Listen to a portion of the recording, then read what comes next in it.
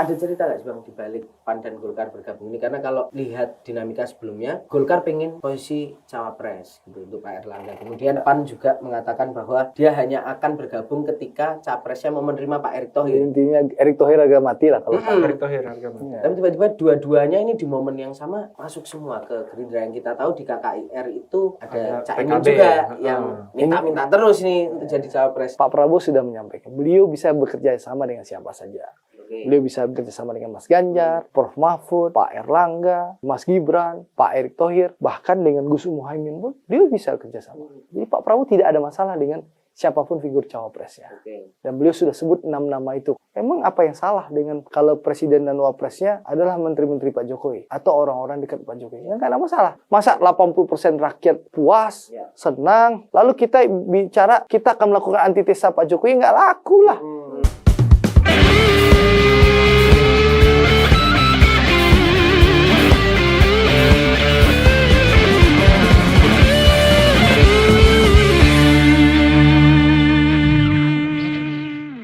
Halo sahabat Kompas.com, bertemu lagi bersama saya Tatang Gudono dan rekan saya Vittorio di dalam acara kelas Wahid Kompas.com. Gaspol, ngobrol ngegas pasti nampol.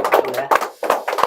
Bersama narasumber kita hari ini yang juga nampol-nampol di dunia politik tanah air ya. Ini cukup keras juga ini. Bang Andri Rosiade, selamat siang Bang.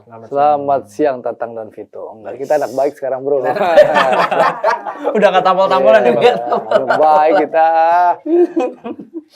Ya Bang Andri, ini menarik juga sahabat Kompas.com karena kemarin kan kita baru melihat peristiwa politik besar ini di dalam sejarah kita. Apa artinya mau jelang Pilpres ini tiba-tiba Gerindra nih, wah magnetnya Tiba-tiba yes, masuk itu dua partai besar Golkar dan PAN. Tapi sebelum itu kita nanti akan membahas banyak dan kita akan seperti biasa bermain kartu Bang Andri. Oke. Jadi nanti ada 4 kartu, 5 kartu yang bisa dipilih Bang Andri dan kita akan bahas satu persatu karena ini sahabat Kompas.com kalau Ini 5 kita... ini pertanda bahwa Pak Prabowo sudah didukung 5 partai sementara. Sementara 5 partai. Insya Allah akan terus bertambah. Makan 5 kartu. cepet ya. Cepet ya. Mikirnya langsung ya. Ya itu. Jadi ini harus kita kupas satu-satu Bang. Gerindra, PKB, Golkar, PAN, PBB. Ya. PBB. Jadi tinggal nanti nanti kartu tambah, tenang aja, insya Allah. Udah kita main pakai atas saya. Koalisi Masih nyambung. Alhamdulillah, koalisi. Udah 5 sesuai kartu. ya. Koalisi. Jadi sahabat Kompas.com kemarin itu akhirnya Pak Prabowo didukung oleh Golkar dan PAN ya dalam pertemuan di Museum Perumusan Naskah Proklamasi ya Bang ya. Ya.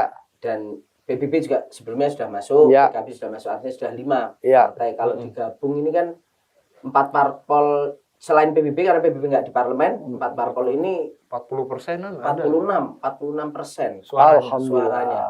Ini kan besar banget ini. Alhamdulillah bro. Ya, bandingkan koalisi yang lain ini kalau Nasdem, Demokrat, PKS cuma 28,4%. Oh gitu. Oh ada contekan sini ya. Ada contekan tuh Bang. Pinter bener loh. PDIP dan P3 25,6%. Wah jauh ini Bang. Jauh banget ini. Ada cerita nggak sih Bang di balik PAN dan Golkar bergabung ini? Karena kalau lihat dinamika sebelumnya, Golkar pengen posisi cawapres gitu untuk Pak Erlangga. Kemudian PAN juga mengatakan bahwa dia hanya akan bergabung ketika capresnya mau menerima Pak Erick Thohir. Intinya Erick Thohir harga mati lah kalau Erick Thohir harga mati. Tapi tiba-tiba dua-duanya ini di momen yang sama masuk semua ke Gerindra. Yang kita tahu di KKIR itu ada Caimin juga yang minta terus nih untuk jadi cawapres. Pertama kita bersyukur loh, ngucapin alhamdulillahirobbilalamin bahwa koalisi kebangkitan Indonesia Raya yang dimotori Gerindra dan PKB bertambah jumlahnya dengan Bulan Bintang bergabung, lalu sekarang Golkar dan PAN. Itu kita patut syukuri.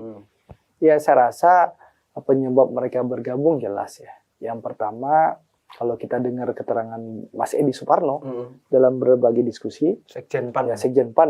Setelah deklarasi itu, pertama beliau bilang karena ya kita lihat berbagai survei bukan hanya satu lembaga survei, tapi mayoritas lembaga survei menyatakan saat ini Pak Prabowo adalah capres dengan elektabilitas tertinggi, yang punya kans menangnya paling besar.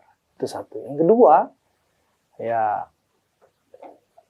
kedua, kalau dari PAN juga akar rumput PAN menginginkan PAN mendukung Pak Prabowo. Itu dari PAN. Kalau dua Golkar sendiri kan kalau dengar keterangan dari Maman Abdurrahman itu, ketua DPD, lalu Pak Sarmuji, kebetulan teman-teman saya, Maman adik kelas saya di Trisakti, Pak Sarmuji pimpinan saya di Komisi 6 gitu. Geng kita semua. Jadi menyatakan memang DPD arus bawahnya Partai Golkar juga menginginkan Golkar mendukung Pak Prabowo, apalagi Pak Prabowo kan mantan kader Golkar.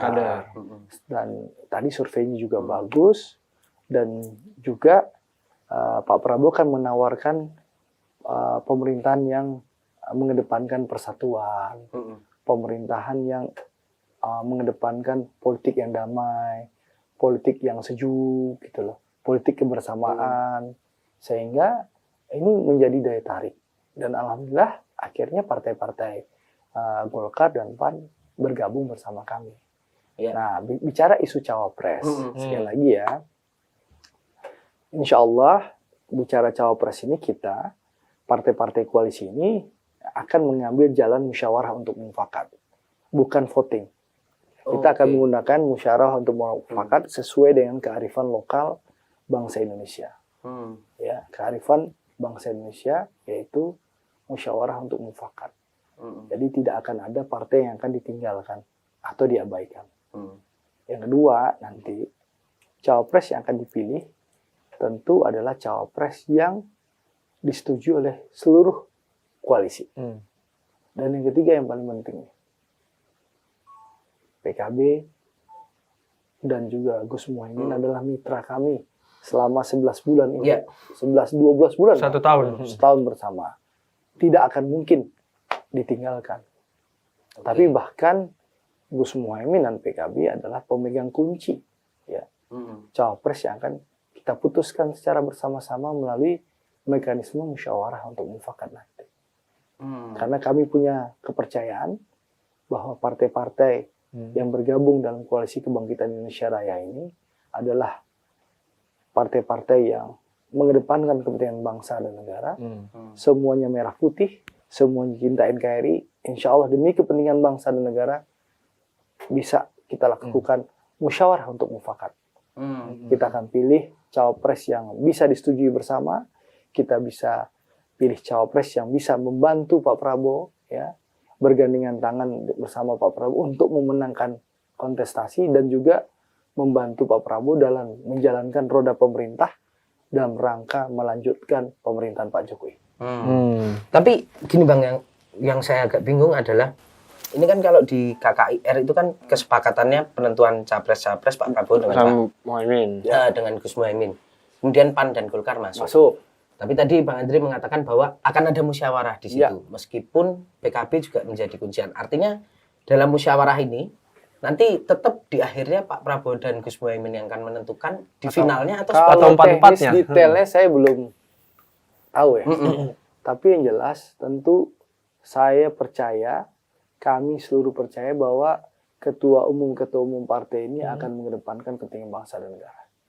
Dan kita sudah mendapatkan informasi bahwa para ketua umum ini sepakat bahwa kita akan bermusyawarah, kita akan berdiskusi lebih dalam lagi, ya, untuk memastikan siapa yang akan dipilih. Karena kan Pak Prabowo sudah menyampaikan bahwa semua adalah tim, semua adalah sahabat, ya, semuanya akan berdiskusi, bermusyawarah untuk mengambil kesepakatan.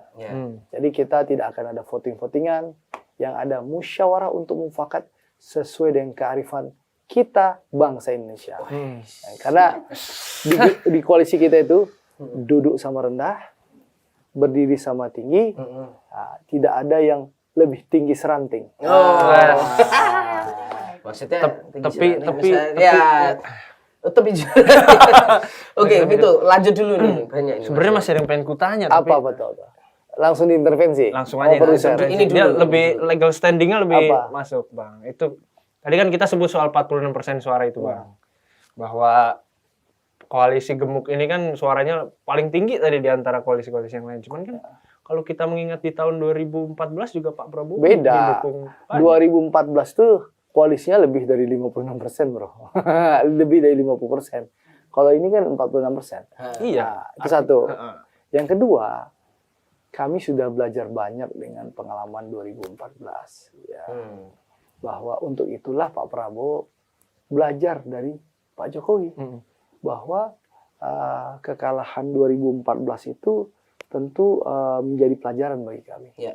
Untuk itu, sesuai instruksi Ketua Harian kemarin bahwa seluruh kader Gerindra tidak boleh jumawa karena koalisi kita koalisi besar, tapi harus lebih rendah hati, lebih giat lagi bekerja, lebih rajin lagi bertemu dengan masyarakat.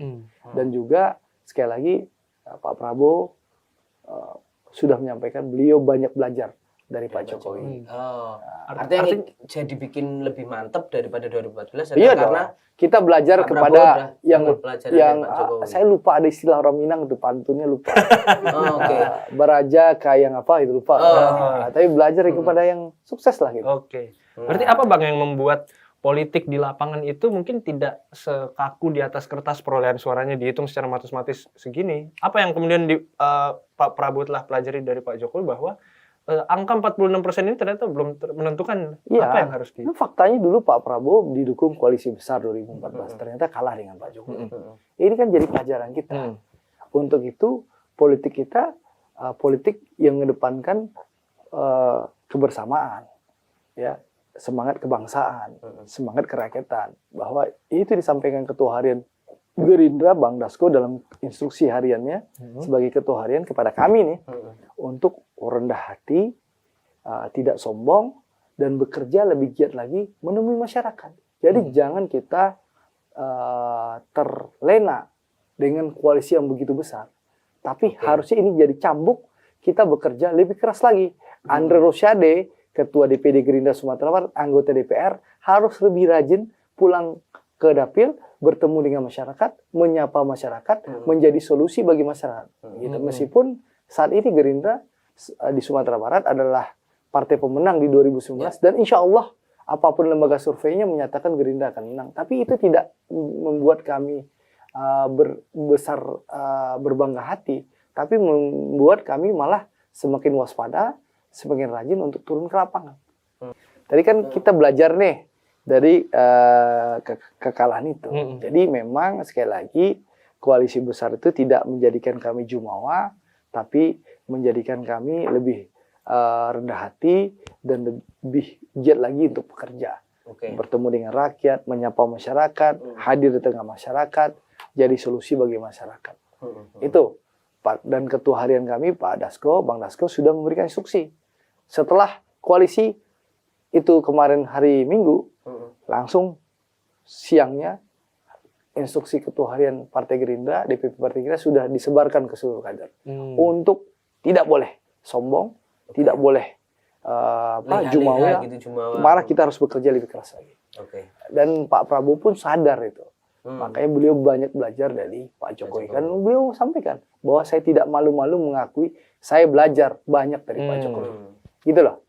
Itu loh seorang Prabowo Subianto. Gitu. Jadi kita belajar soal dari pengalaman 2014 dan 2019. Itu yang bikin lebih mantap, lebih yakin kayaknya ya. Makanya Pak Prabowo berguru dengan Pak Jokowi. Nah, ini juga menarik ini Bang. Golkar dan PAN itu kan, apalagi Golkar juga kemarin katanya jadi inisiator untuk pembentukan koalisi besar gitu. Nah, kemudian sekarang akhirnya Golkar dan PAN yang juga partai koalisi pemerintah join dengan Gerindra. Di balik itu adakah memang arahan dari Pak Jokowi supaya ayolah dua parpol ini kamu ke Pak Gerindra aja, ke Pak Prabowo aja, karena yang satu udah ke Pak Ganjar gitu. Ada itu nggak sih Bang di balik layar? Saya rasa kan Pak Jokowi kan tadi sudah saya tegas tidak cawe-cawe lah atau tidak intervensi lah mengarahkan partai-partai.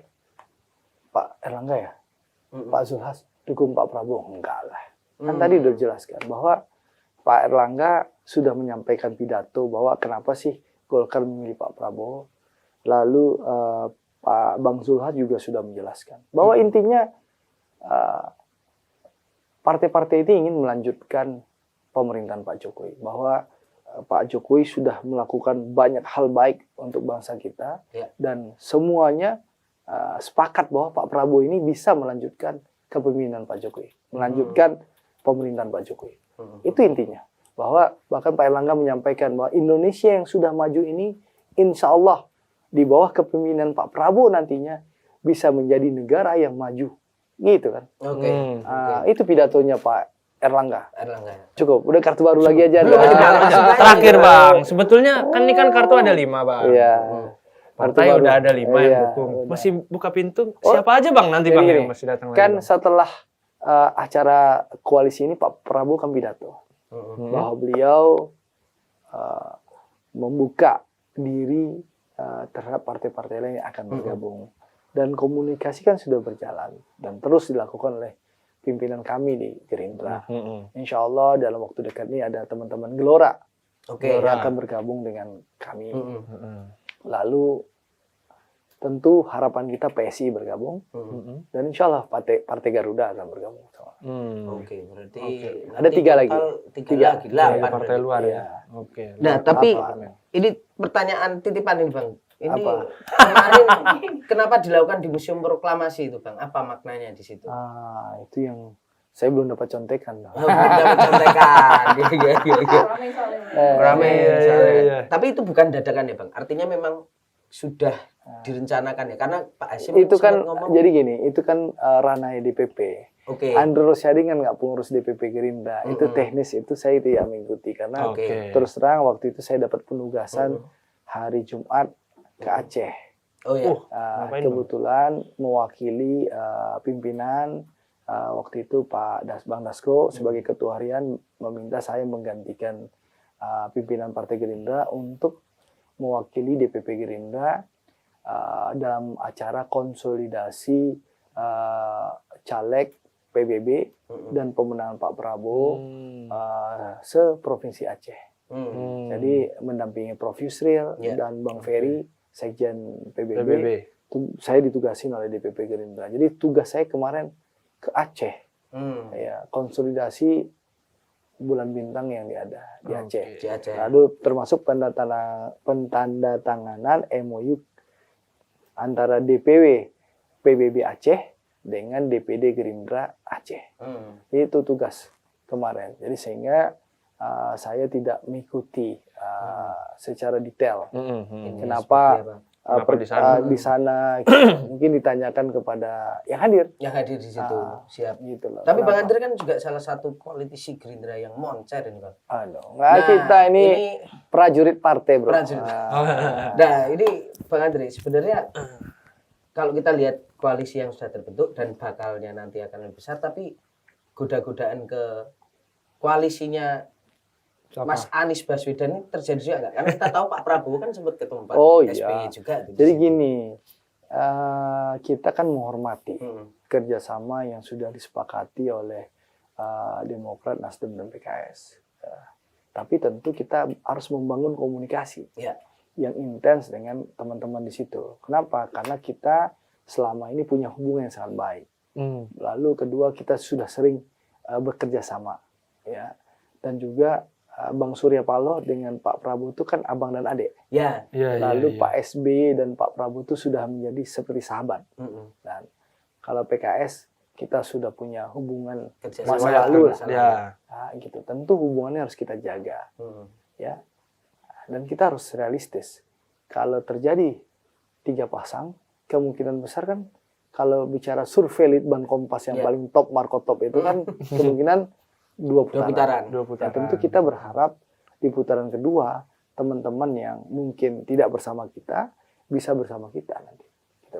Karena sekali lagi koalisi kami ini adalah duduk sama rendah, berdiri sama tinggi, tidak tinggi serangkut. Nah, itulah. Oke. Next card. Alhamdulillah ganti kartu bro. Bro. Akan Bang. Kita tetap sih. Cawapres kan udah tadi kita bahas. Cawapres. Enggak, ini kita lebih Cawapres. dalam lagi nih Bang. Ada Cawapres itu gini bro, gue langsung aja jangan tanya-tanya lah, gue yang pidato aja lah. Autopilot ya. Autopilot. Hostnya autopilot. Ini udah terbiasa podcastan. Jadi gini, Cawapres itu kan dalam salah satu dialog podcast ya kalau nggak salah.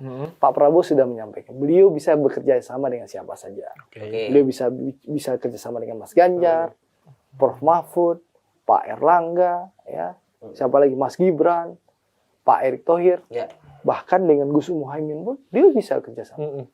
Bisa. Jadi Pak Prabowo tidak ada masalah dengan siapapun figur cawapresnya. Ya.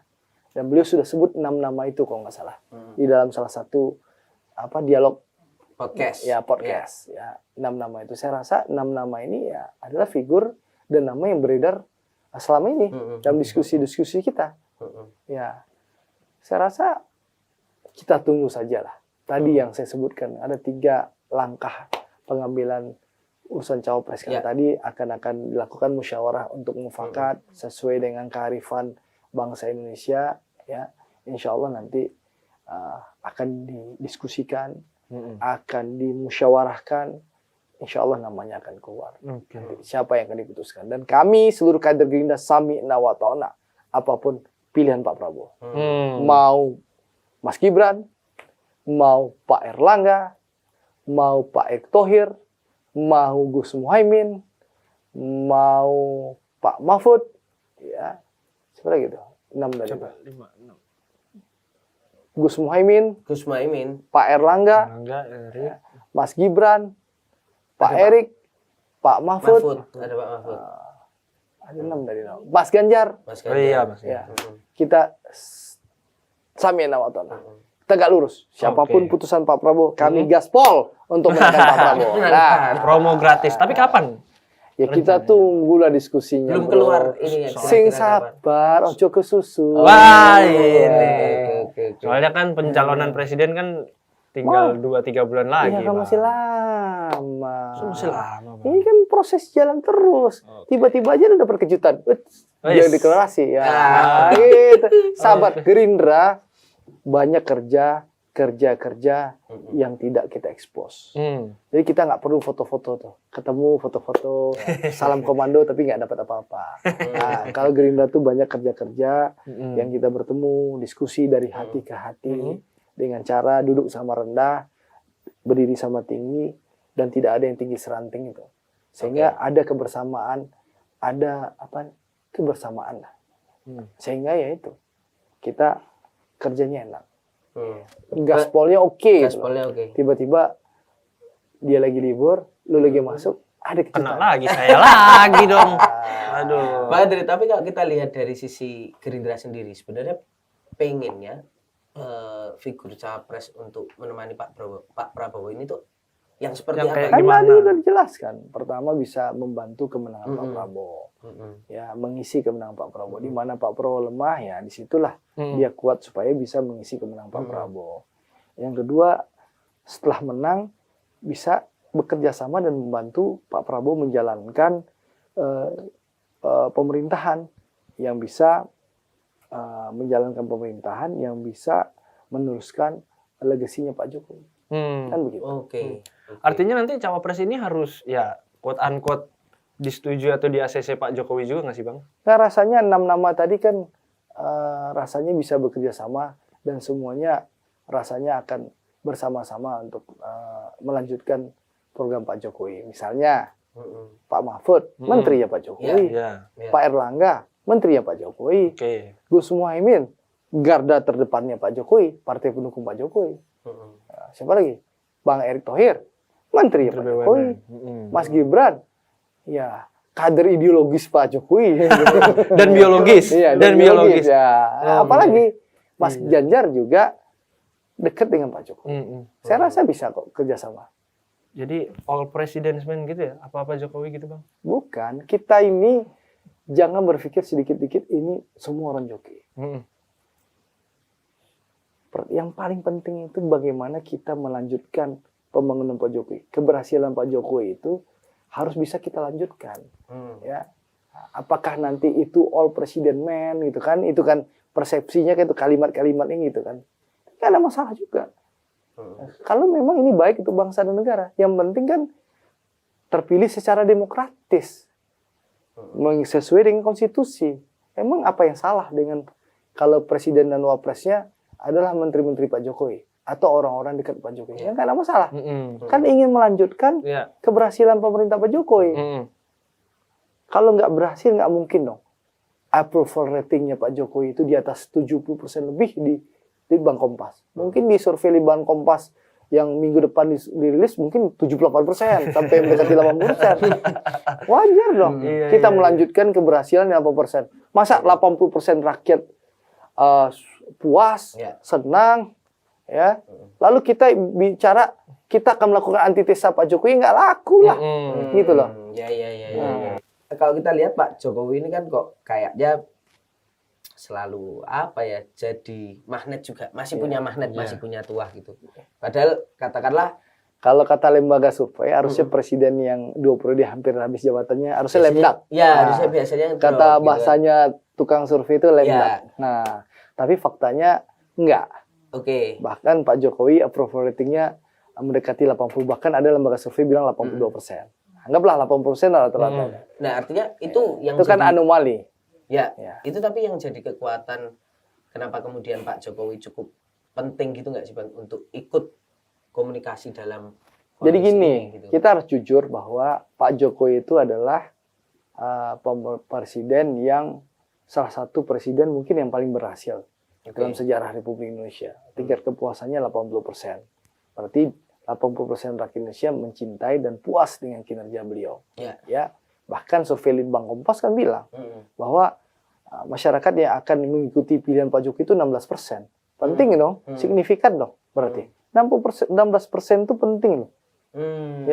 Ya, survei Litbang Kompas gitu ya, kalau nggak salah. 16% waktu itu. Itu survei bulan tahun lalu tuh. Agustus ya, Oktober tahun lalu tuh, Agustus tahun lalu ya. Itu menunjukkan apa? Memang faktor Pak Jokowi itu penting. Karena beliau approval rating beliau 80% lebih, lalu juga survei Litbang Kompas bahwa apapun pilihan Pak Jokowi 16% itu akan ikut. Apalagi sekarang kan capres dan capres ini kan jaraknya ya kalau Mas Anies mungkin agak jauh, mohon maaf ya. Tapi Mas Ganjar dan Pak Prabowo kan bersaing ketat. Ya, meskipun Pak Prabowo sudah unggul 1 kali lebih dari margin error di atas Mas Ganjar ya. Ya, alhamdulillah kita patut syukuri gitu. Nah, tapi kalau dengan nantinya ada endorsement dari Pak Jokowi yang lebih jelas, tentu akan lebih signifikan lagi. Berarti itulah yang membuat seorang Joko Widodo penting. Sentral. Ya memang faktanya memang begitu. Survei Litbang Kompas menjelaskan hal itu. Mudah-mudahan survei yang baru minggu depan ada juga kejutan-kejutan baru. Jadi sehingga Pak Jokowi itu memang figur hebat. Jangan kita downgrade kata Pak Luhut di acara Mbak Rossi gitu. Iya. Ini karena kartu berikutnya Jokowi, langsung lanjut aja. Langsung lanjut. Nih, kartunya Pak Jokowi. Jadi insya Allah pemerintahan Pak Prabowo 2024-2029 adalah melanjutkan pemerintahan Pak Jokowi. Itu juga barangkali sebabnya Pak Jokowi kok kayaknya sering banget manggil Pak Prabowo. Ya kan, pertama Pak Jokowi dan Pak Prabowo presiden dan menterinya. Tentu Pak Prabowo sering melaporkan secara berkala melaporkan bagaimana perkembangan tugas yang diberikan presiden ke beliau. Kedua, juga Pak Jokowi juga ingin update dengan perkembangan tugas-tugas yang diberikan oleh presiden ke beliau. Ketiga, Pak Prabowo dan Pak Jokowi kan bestie, bro. Bestie. Makanya kayak lebih sering dibanding menteri lain dipanggilnya, Bang. Ya, nggak tahu juga ya. Kan kita nggak pengamat kabinet. Tapi jelas Pak Prabowo bestie sama Pak Jokowi. Jadi wajar. Dibanding yang lain, Pak Prabowo sering diundang diskusi. Bestie, bro. Bestie. Karena bestie ini berarti cuma bahas urusan negara dong? Apa di luar urusan negara? Walau alam nggak tahu, yang nggak tahu tuh kan Pak Jokowi, Pak Prabowo mah Tuhan itu loh. Kalau gua ada, gua kasih tahu tuh bro. Kali kan Pak Prabowo, bro. Tadi gua ngobrol. Tapi rasanya ya, kalau mendengar keterangan dari pimpinan Partai Gerindra, ya Pak Jokowi tentu di luar acara-acara urusan laporan tentu Pak Prabowo sering berdiskusi lah, Ya. berkonsultasi lah. Ya. Kan tadi disampaikan Pak Prabowo sudah sampaikan bahwa saya tidak malu-malu mengakui bahwa saya banyak belajar dari Pak Jokowi. Ya, Artinya Gerindra meyakini bahwa dukungan Pak Jokowi itu sekarang lebih condong ke Pak Prabowo atau gimana, Bang? kan setiap orang punya cara pandang dan perspektif masing-masing. Kalau saya pribadi Andre Rosiade, saya melihat bahwa karena saya kan orang seberang ya. Ya. Orang seberang itu kan melihat bahwa sinyal-sinyal yang saya tangkap Pak Jokowi terlihat berpihak kepada Pak Prabowo. Dan itu saya rasakan langsung di waktu saya bulan lalu pergi ke Solo. Jadi saya ke Solo, seperti itu, Ogut ke Solo, turun pesawat, pergi makan di restoran Soto Gading 1 di kota Solo. Itu restoran langganan Pak Jokowi. Enak sotonya, bro. Oke. Ini iklan. Nanti kita coba Ini iklan. Kita silakan placement ya. Soto Gading 1, placement. Itu turun mobil, ketemu tukang parkir. Tukang parkir langsung, Mas Andre ya? Iya. Mas, saya Pak Prabowo, Mas. Wih, mantap. Gitu. Oke. Gua Di kandang banteng. masuk dong ke restoran, lalu pelayanin, Mas Andre, sini Mas, duduk Mas. Lalu, Mas, kami semua Pak Prabowo Mas. Loh, kok bisa? Oh, kami ikut Pak Jokowi. Pak Jokowi kan Pak Prabowo Mas. Itu warga akar rumput Solo. Kampungnya Pak Jokowi, warganya Mas Gibran. Ya. Itu menyampaikan ke kami. Jadi, bukan Andre Rosiade doang yang dapat Artinya sudah sampai ke berarti bawah, gestur ke itu bawah. sudah sampai ke akar rumput. Warganya Pak Jokowi, warganya Mas Gibran merasakan Iya. sinyal itu secara terang-terang. Dan mereka menyampaikan. Dan itu restoran langganan Pak Jokowi dan Ibu Iriana loh. Oke. Soto Gading 1. Nah. Nah, coba dong makan. Enak makanannya. Segar, bro. Nah, Oke. Berarti kalau misalnya ada atau kita makan yang satu bareng. Ayo. Kita Menarik cek, itu, Bang. cek lapangan lagi. langsung TKP ya. Gitu lah. TKP ya. Iya, TKP langsung. Jadi ini kan apa namanya? Spontan. Ya. Ya, Bang. Beda TV itu. Spontan uhui. Oh iya, ya. Gue lupa itu. Iya, zaman komeng ya itu.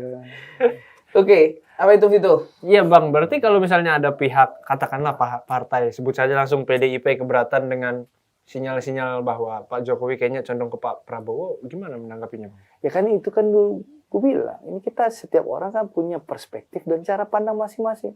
Itu haknya PDIP, saya tentu menghormati haknya PDIP tanpa perlu saya komentari. Oke. Urusan PDI, urusan kami, kami urus bagaimana kami memenangkan Pak Prabowo dengan cara-cara yang sehat, cara-cara demokratis, dengan politik yang persatuan, politik yang santun, politik yang damai, politik yang sejuk. Nah, karena sekali lagi Pak Prabowo punya keyakinan membangun Indonesia harus dilakukan secara bersama-sama dengan semangat gotong royong. Oke. Nah, udah cukup kan? Belum nih Bang, masih ada Bagus nih dua nih. pertanyaannya Bagus nih. nih Bang. Apa lagi? Ini Oh, duh. Vito.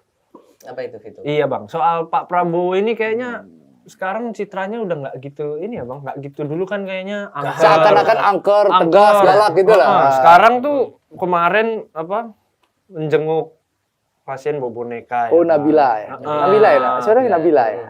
Menyelamatkan kucing ya. Menyelamatkan kucing sampai Ya itu sesama penggemar kucing kan. Oh iya, Ya, tapi kan ada sampai Bobby. dulu 2014 2019 kita nggak pernah membayangkan Pak Prabowo bawa boneka. Iya, benar-benar. Ini jadi memang sesuatu Canggih juga cara aja.